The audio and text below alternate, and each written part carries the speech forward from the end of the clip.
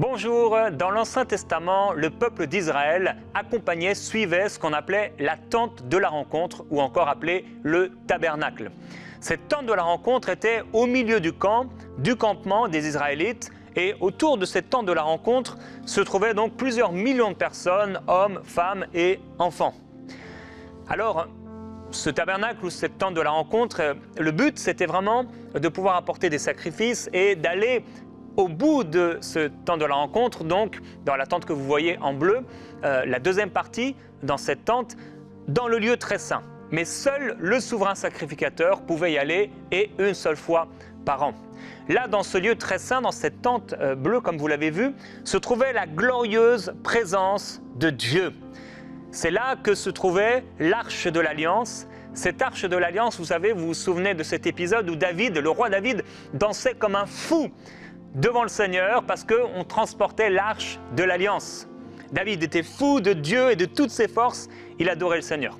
Mais pour entrer dans le lieu très saint et découvrir l'arche, il y avait tout un parcours et comme je l'ai dit, une seule fois par an, le souverain sacrificateur pouvait y aller apportant le sang. Dans ce lieu très saint, il y avait la gloire de Dieu extraordinaire et le souverain sacrificateur était attaché, on en reparlera pendant cette semaine.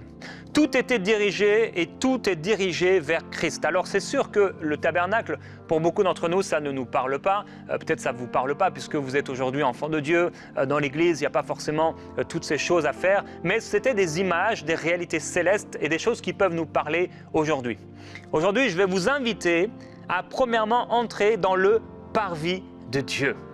Puisque si on veut aller dans le lieu très saint, il faut d'abord qu'on passe par le parvis, ça veut dire l'entrée de cette tente de la rencontre. Et on va lire ensemble dans Hébreux chapitre 9, un passage qui va nous parler de ces choses. Alors, la première alliance avait elle aussi ses ordonnances relatives au culte et son sanctuaire terrestre. En effet, un tabernacle avait été installé. Dans la première partie, appelée le lieu saint, se trouvait le chandelier, la table et les pains de proposition. On aura l'occasion d'en reparler. Puis, derrière le second voile, se trouvait la partie appelée le Saint des Saints, ou encore le lieu très saint. Elle contenait un brûle-parfum en or. Elle contenait l'arche de l'Alliance, entièrement recouverte d'or, dans laquelle il y avait une urne d'or qui contenait la manne. Il y avait aussi le bâton d'Aaron et il y avait les tables de la loi ou les tables de l'Alliance. Au-dessus de l'arche se trouvaient les chérubins de gloire, donc comme ces anges, vous voyez, qui couvraient de leur ombre le propitiatoire, ça veut dire le couvercle en fait de l'arche de l'Alliance. Et ici, l'apôtre va dire « il n'y a pas lieu d'en parler en détail maintenant ». Nous, on va en parler pendant cette semaine parce que je crois que c'est un bon moment pour nous de pouvoir partager sur ces choses et d'en retirer des leçons pour nos vies. Il dit tout cela ainsi disposé, les sacrificateurs entrent en tout temps dans la première partie du tabernacle lorsqu'ils accomplissent toutes les cérémonies du culte. Mais dans la seconde, seul le souverain sacrificateur pénètre une fois par an, non sans y présenter du sang pour lui-même et pour les fautes du peuple. Le Saint-Esprit montrait par là que l'accès du Saint des Saints, donc du lieu très saint où était la gloire de Dieu, n'était pas encore ouvert tant que le premier tabernacle subsistait. C'est donc une figure, une image pour le temps présent. Elle signifie que les dons et les sacrifices présentés ne peuvent mener à la perfection sous le rapport de la conscience, celui qui rend ce culte.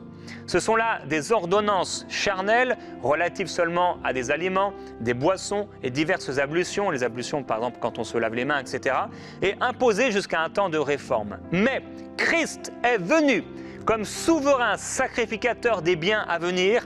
Il a traversé le tabernacle plus grand et plus parfait qui n'est pas construit par la main de l'homme, c'est-à-dire qui n'est pas de cette création, et il est entré une fois pour toutes dans le sanctuaire, non avec le sang des boucs et des veaux que les gens pouvaient offrir, mais avec son propre sang. C'est ainsi qu'il nous a obtenu une rédemption éternelle. Et là, il va parler de ce sang qui pouvait, entre guillemets, purifier la chair. Et il dit, mais combien plus le sang de Christ, qui par l'Esprit éternel s'est offert lui-même à Dieu, purifiera-t-il notre conscience des œuvres mortes pour que nous servions le Dieu vivant. Voilà pourquoi il est le médiateur d'une meilleure ou d'une nouvelle alliance. Donc, un texte intéressant du livre aux Hébreux qu'on ne lit pas forcément souvent. Ce livre est un livre assez pour moi le plus difficile après l'Apocalypse dans le Nouveau Testament. Et donc ça nous parle de cette tente de la rencontre, de ce tabernacle. Alors pour entrer dans le tabernacle, on peut le voir ensemble à nouveau, il y avait donc tous ces pans, vous voyez, qui entouraient, comme vous le voyez celui-ci, l'entrée pour entrer dans la tente de la rencontre. Il y avait d'abord ce premier rideau par lequel tous qui voulaient offrir un sacrifice devaient passer. Ils devaient entrer par ce premier voile. Et dans ce premier voile, c'était donc l'entrée dans le parvis. Tous les Israélites pouvaient entrer par ce rideau à condition d'apporter un animal en sacrifice. Il n'y avait qu'une seule entrée. Vous voyez, on avait vu tout à l'heure donc tout le tabernacle, l'ensemble qui comprend le parvis avec la tente de la rencontre à l'intérieur. Mais vous voyez, tous ces rideaux blancs tout autour faisaient la distinction entre le camp et ce qui devait se passer à l'intérieur qui était saint et qui était sacré. Il n'y avait qu'une seule entrée en rouge, on l'a vu, pour entrer dans le parvis. Comme il y a une seule porte, Jésus a dit « Je suis la porte ». Ensuite, pour entrer dans le lieu saint, il y avait un deuxième voile et dans le lieu très saint, il y avait un troisième voile, on en a parlé. Donc, le parvis du temple. Une fois que j'apportais, ou la personne apportait son animal, imaginez qu'elle devait traverser tout le campement. Et je vous rappelle, il y avait des millions de personnes qui étaient là, 1 million d'hommes et des millions de femmes et d'enfants. Ils devaient traverser ce campement, donc on peut imaginer un grand village, une grande ville, entre guillemets, un village, et avec leur animal. Certains venaient, donc on l'a vu ici, avec des boucs, avec des veaux, etc. Et ils transportaient, donc il amenait son animal pendant cette marche, et il se retrouvait là devant ce grand voile. Il y a une différence entre regarder ce qui se passe et le vivre. Il y a une différence entre être hors de la tente de la rencontre, hors du parvis, et être à l'extérieur. Dieu nous appelle à entrer dans le parvis. On peut regarder les gens dans l'église et on peut voir des choses qu'ils vivent et se dire « Waouh, ça a l'air formidable, c'est extraordinaire ». On peut voir tel et tel homme de Dieu ou pasteur ou croyant qui vit quelque chose de fort avec Dieu, entendre les témoignages, on se dit « Waouh, c'est merveilleux, c'est fort ». Mais pour pouvoir vivre ces choses, il ne faut pas seulement les regarder, les observer de l'extérieur, là, du camp et du campement. Il faut traverser ce rideau. Et ces rideaux, donc rouge pour l'entrée, blanc pour le reste, en tout cas ici sur l'image, venaient donc faire une séparation entre le monde et la présence de Dieu.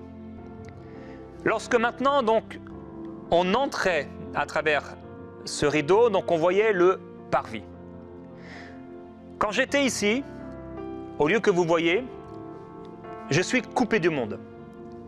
Et là, je suis maintenant à la rencontre de Christ. C'est là qu'on trouvait l'autel des holocaustes que vous voyez juste en face de vous, où le sang était offert.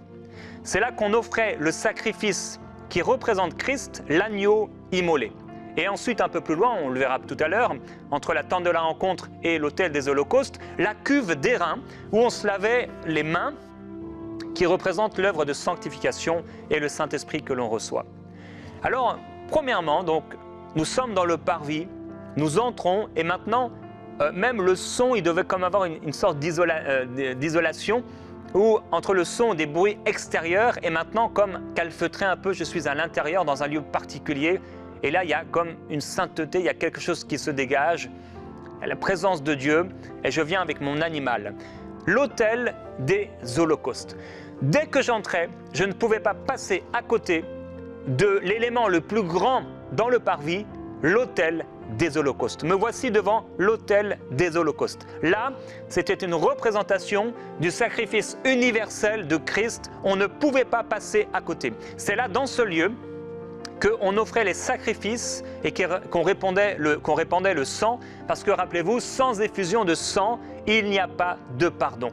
Donc la personne fautive qui avait péché devait traverser tout le camp avec son animal en le conduisant jusqu'à la porte du parvis pour l'amener là, à l'autel.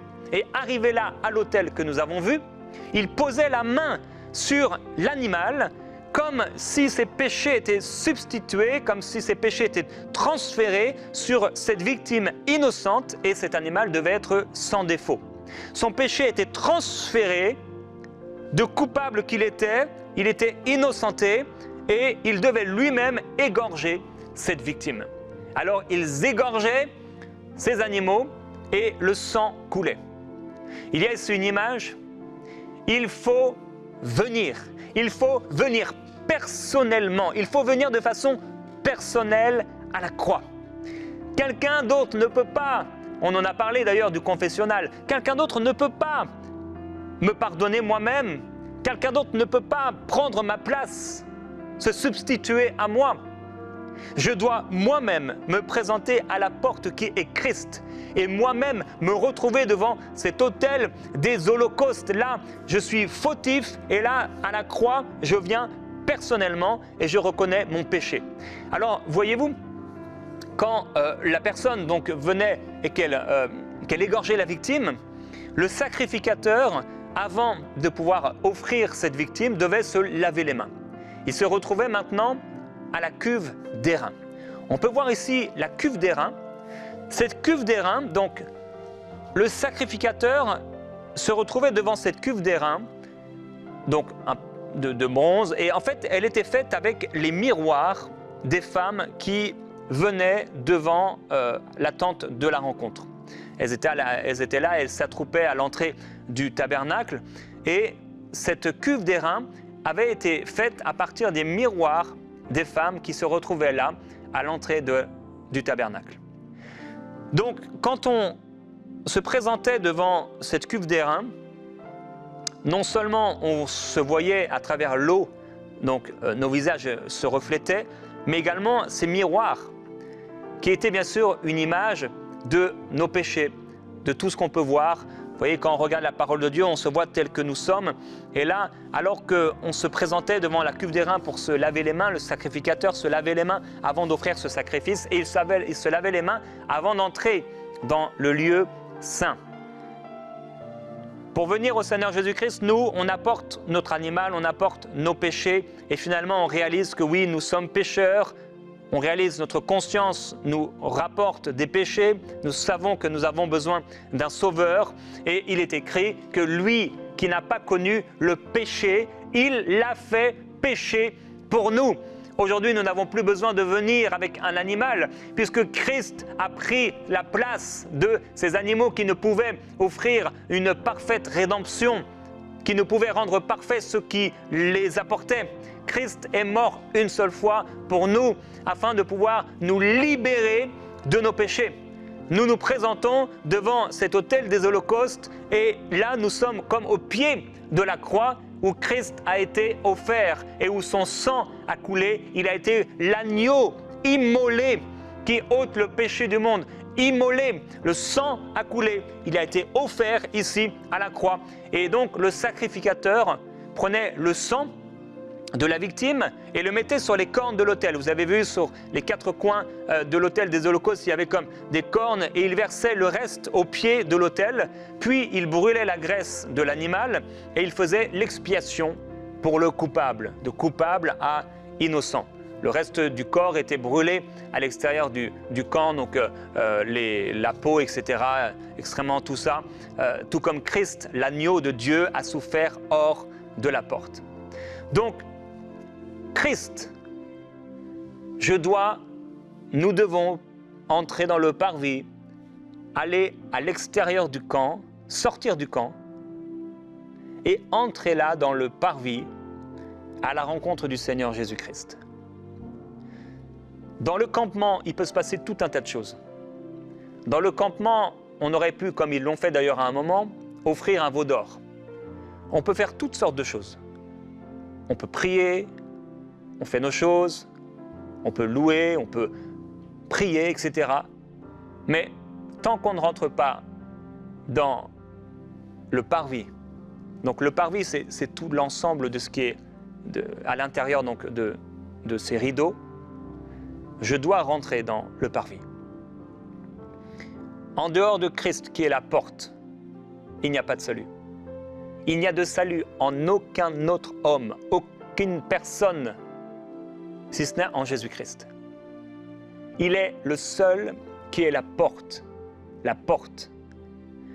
Et il est le seul qui est l'agneau immolé. Il fallait que le sang coule pour effacer les péchés des innocents, mais eux venaient chaque jour apporter leur sacrifice, qui ne pouvait les rendre parfaits, nous l'avons lu, sous le rapport de la conscience.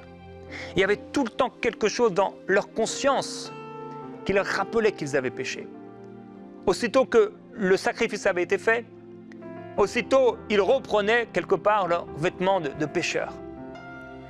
Mais Christ est mort une fois pour toutes, pour nous libérer de nos péchés. Et aujourd'hui, si vous m'entendez, et que vous êtes à l'extérieur du camp, ça ne veut pas dire que vous ne priez pas, que aujourd'hui peut-être vous ne lisez pas la Bible ou que vous n'allez pas à l'église. Mais si vous n'êtes pas entré dans le camp,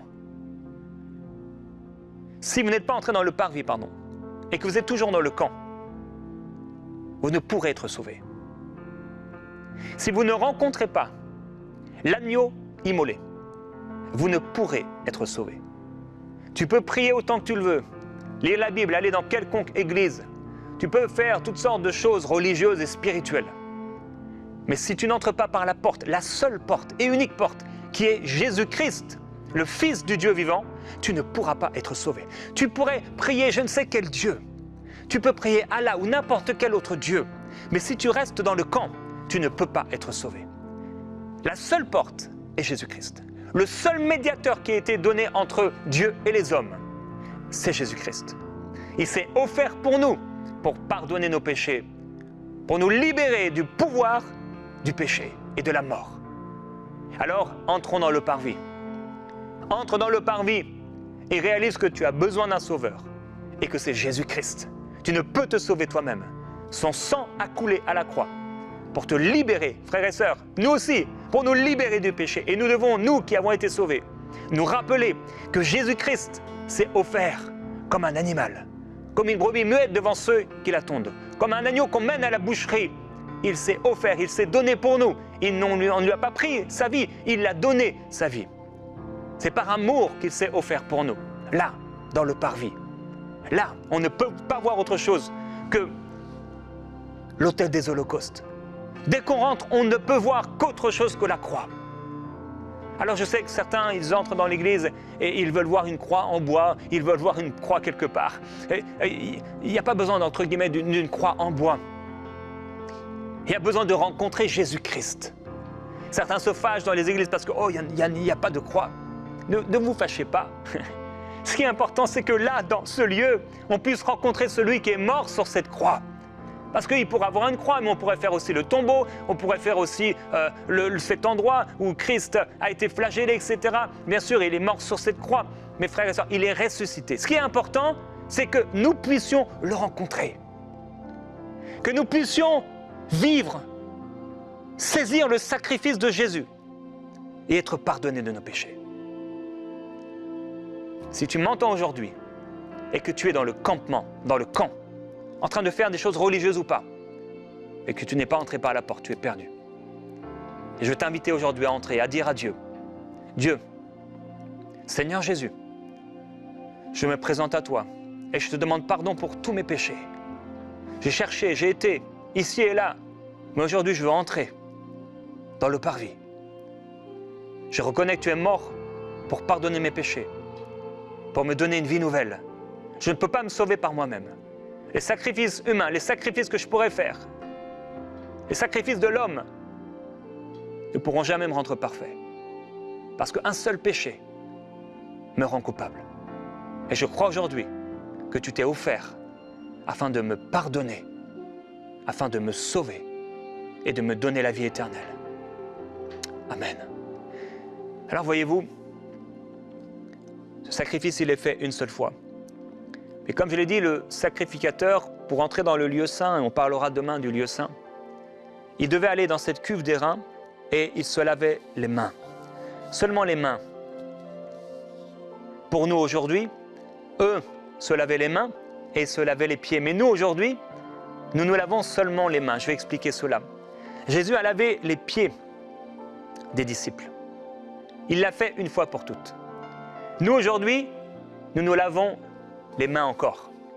Puisque nous avons été sauvés, mais en regardant à cette cuve d'airain, le miroir qui nous montre les choses qui ne vont pas encore dans nos vies, nous avons besoin d'aller à cette cuve d'airain et nous laver les mains. Nous sommes nés de nouveau, nos pieds ont été lavés. Mais on a besoin régulièrement de nous éprouver nous-mêmes pour entrer dans le lieu saint et dans le lieu très saint. Et ensuite manger les pains comme nous le verrons. Alors il y a là un enseignement. Il y a ce repas de la Sainte Seine que nous pouvons prendre dans nos églises, dans nos maisons. Et ce repas, nous ne pouvons pas le prendre n'importe comment. On ne peut pas aller et prendre le pain, le vin, sans nous juger nous-mêmes et discerner si nous sommes en train réellement de vivre pour Dieu ou pas. Cette cuve d'airain est là comme un symbole de la Sainte Seine. On se voit, comme dans le miroir de la parole, nos péchés, nos fautes. Et même si nous avons été sauvés, si nous avons été pardonnés, régulièrement, pouvoir lui demander pardon. Seigneur, pardonne-moi. Notre salut n'est plus en jeu. Mais nous ne voulons pas avoir des choses dans nos vies qui déplaisent au Seigneur. Alors, mon frère, ma sœur, alors que nous avons été sauvés, j'aimerais aujourd'hui, dans ce temps de prière, t'inviter, là, devant cette cuve d'airain. On s'est présenté devant l'autel des holocaustes, une fois, où Christ est mort pour nous. Et nous pouvons le remercier maintenant. Avant d'aller à la cuve d'airain, oui, nous allons le remercier. Remercie-le. Seigneur, merci pour ton sacrifice. Merci pour ta vie donnée. C'est vrai, le lieu est très saint, extraordinaire, mais je ne veux pas oublier d'où je suis venu. J'étais dans le camp. J'étais là dans le campement. J'étais dans ma vie. J'étais dans les ténèbres. J'étais dans mes choses, religieuses ou pas. J'étais perdu. J'aurais pu chercher et venir avec des animaux, c'était insuffisant. J'aurais pu venir avec mes bonnes œuvres, c'était insuffisant. J'aurais pu essayer de trouver un sacrifice qui convenait, c'était insuffisant. J'aurais pu offrir ce que j'avais de plus précieux, c'était insuffisant. J'aurais pu donner tous mes biens aux pauvres, c'était insuffisant. Il fallait que je rencontre l'amour. Il fallait que je te rencontre, il fallait que j'entre par la porte. Tu as dit que tu es la porte. Et je suis entré par toi. Et je veux te glorifier, merveilleux Jésus-Christ, d'être cette porte. Tu es la porte de la vie. Tu es la porte et l'unique qui mène à Dieu. Et alors que nous sommes entrés dans le parvis, on veut se rappeler aujourd'hui, Seigneur Jésus, de ce que tu as fait pour nous à la croix. Oui, à l'autel des holocaustes, tu t'es offert. Là, ton sang a coulé. Ton sang a jailli pour pardonner nos péchés. Seigneur, nous voulons nous rappeler de la croix, de ta mort, jusqu'à ce que tu reviennes. Et nous voulons te remercier, te glorifier pour ton amour. Nous voulons te remercier parce que tu t'es offert pour nous. Merveilleux Jésus, merci d'avoir accepté de t'offrir. Tu t'es abaissé jusqu'à nous. Tu t'es humilié jusqu'à la mort de la croix. Tu t'es offert et comme ces hommes posaient leurs mains sur ces animaux et leurs péchés étaient comme transférés, mes péchés sont tombés sur toi. Et c'est par tes meurtrissures que j'ai été guéri. Tu as sauvé mon âme. Tu as libéré mon esprit de la mort. Tu as libéré mon esprit du pouvoir du péché. Tu nous as donné une vie nouvelle afin que nous devenions des temples saints d'adoration pour toi. Alors nous voulons te glorifier ensemble et te remercier, merveilleux Jésus-Christ, d'avoir offert ta vie à notre place. Nous n'aurions jamais pu le faire. On n'aurait jamais pu être parfait. Il y a toujours quelque chose qui ne va pas. Mais en toi, nous avons été justifiés. En toi, nous avons été pardonnés. Dis-le, mon frère, ma sœur. Quelqu'un vit dans la condamnation et la culpabilité. Mais aujourd'hui, devant l'autel des holocaustes, il s'est donné, c'est fait. Tu peux regarder en arrière et réaliser que c'est fait. Tu peux lui dire merci. parce que je suis saint. Merci parce que tu m'as sanctifié. Merci parce que tu m'as purifié. Merci parce que tu m'as lavé. Merci parce que j'ai en toi la rédemption, le pardon de mes péchés. J'ai été sauvé. Je suis libre. Je suis sauvé grâce au sacrifice, à ton sacrifice. Tu t'es donné pour moi. Et là, on se retrouve devant la cuve d'airain. On a été sauvé, on a été pardonné. Mais il y a des choses dans nos vies qui ne vont pas. Elles ne remettent pas en question notre salut ou pas. Mais elles peuvent déplaire à Dieu. Et Seigneur, là, devant la cuve d'airain ou devant ces miroirs, on se voit tel que nous sommes. Et quand notre conscience nous reprend, Seigneur, on sait que toi, tu es un avocat, Jésus-Christ, fidèle auprès du Père, parce que tu as donné ton sang, tu t'es livré toi-même. Merci parce que ton sang parle plus que le sang d'Abel. Tu t'es offert à ma place. Ton sang parle plus que le sang des animaux. Je sais que j'ai été justifié. C'est en arrière. Tu l'as fait pour moi. Et alors je vais entrer dans le lieu saint. Parce que là, je me lave les mains. Tu m'as lavé les mains. Je veux te glorifier. Ma conscience est lavée, purifiée. Je veux te glorifier. Merci pour l'eau de ta parole qui me purifie. L'eau de ta parole qui me sanctifie. L'eau de ta parole qui me purifie. C'est vrai qu'en méditant, en regardant ta parole, je vois mes péchés, mais en même temps, je vois le salut complet et infini de Dieu. Je veux te glorifier. J'aimerais que dans le temps qu'il nous reste, nous puissions, comme vous le savez, depuis un peu plus de 10 jours maintenant, je vous ai encouragé à prendre un cahier dans lequel vous allez noter le nom ou les noms des personnes que Dieu vous met à cœur pour leur salut. Eux aussi ont besoin de se présenter devant l'autel des holocaustes. Eux aussi, ils ne pourront jamais être sauvés s'ils restent dans le camp. Il faut qu'ils entrent par la porte. Et Père, nous prions pour ces personnes. Nous te les présentons. Vous pouvez les nommer. Seigneur, merci. Parce que nous voulons les amener avec nous à la porte. Mais nous savons que nous ne pourrons pas par nous-mêmes. Nous pourrions être comme les femmes qui se retrouvaient, Seigneur, là, avec leur miroir. Nous pourrions montrer leurs péchés aux gens qui sont autour de nous. Mais Seigneur, s'ils n'entrent pas par la porte, ils ne pourront être sauvés. C'est pourquoi, Père, nous prions afin que toi-même, tu puisses les attirer par ton esprit et qu'ils aient le désir d'entrer dans le parvis et d'être sauvés de leurs péchés. Nous prions qu'ils entrent par la porte de la vie et que là, ils découvrent le sacrifice que tu es, la place que tu as prise, le don que tu leur as donné.